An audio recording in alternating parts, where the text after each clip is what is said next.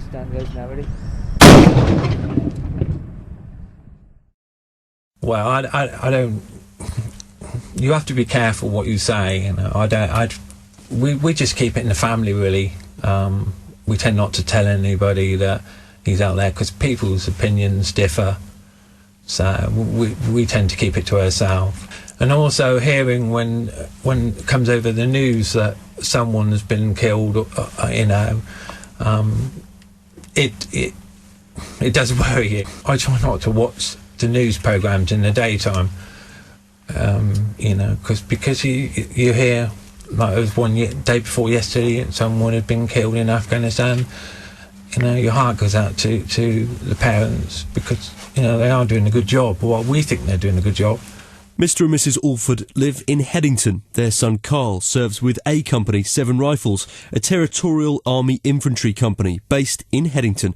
This is the story of my journey from RAF Brize Norton to Camp Bastion in the lawless southern Afghan province of Helmand and on to Musa Qala, which just weeks earlier had been a stronghold of the Taliban.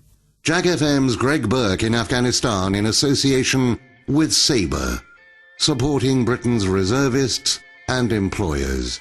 There are almost 10,000 troops based here in Oxfordshire. Sons, daughters, mums and dads, many of them fighting in Afghanistan.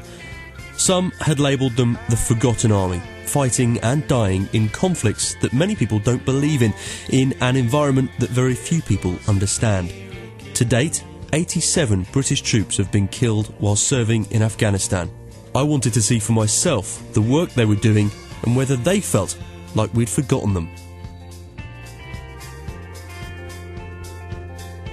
Mr and Mrs Hobley's son Daniel is also a member of 7 Rifles serving in Afghanistan. Mr Hobley told me about the support that Daniel had before he started his tour. But when you talk to individual people, like when Daniel left, they took a card around Whitney and just about everybody who went out in Whitney and knows him signed the thing. It was all, everybody was sort of really, you know, proud of what he was doing and all the rest of it.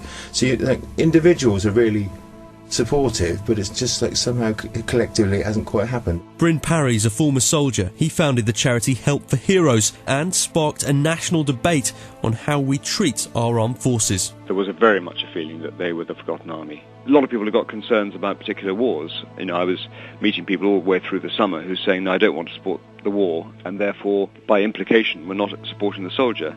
And what we're trying to do is say, look, a soldier or any serviceman doesn't get to choose where he serves or she serves.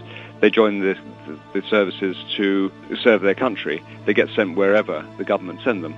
They do their duty, they get wounded, it's our duty to look after them. It is very simple. What we're talking about here is young men and women who are being very badly wounded. They're losing, in many cases, their legs. And you don't have to be very thoughtful just to say, look, these are guys simple, same age as my children, and they've had their legs blown off. Let's try and make their lives better for them. In the days before I was due to leave, I spoke with Boris Johnson, the MP for Henley and London mayoral candidate. He told me about his experience on the matter. And I feel so strongly about this. I read a terrible story about a woman in a swimming pool in Leatherhead who was disturbed doing her morning laps by a group of disabled soldiers who were doing their rehab. They'd come back from Iraq and Afghanistan and they were all suffering serious injuries, and this woman was appalled that her morning laps were being interrupted, and she leapt out of the pool and started berating the men and said, I pay for this, she said, and this is all because of the unpopularity of the war, that she felt able to behave in this kind of way. And I think it's quite wrong. You can imagine the shock and hurt in those disabled men that a member of the society that they thought they were out there fighting for should treat them in that way upon their return. And so I do think we should show more appreciation, more respect, whatever we think of the rights and wrongs of the war. That's the key point. These people are doing a fantastic job. They're risking their lives, and many of them have lost their lives, and many of them have suffered very serious injuries, and we should respect them for that. You only have to read the accounts of what's happening there, and the firefights they're getting in, and the jobs they have to do to protect Afghan civilians, to try to stop the Taliban getting a grip again. And I hope you can give a picture of what's really going on. I think people have totally forgotten that we've got troops out there and they're doing a fantastic job. Tory leader and Witney MP David Cameron also gave us his viewpoint.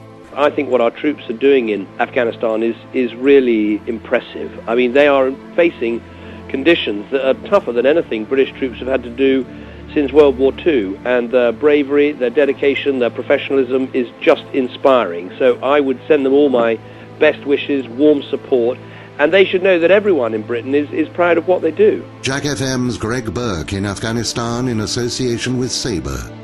To find out more about employing members of the reserve forces, log on to www.sabre.mod.uk.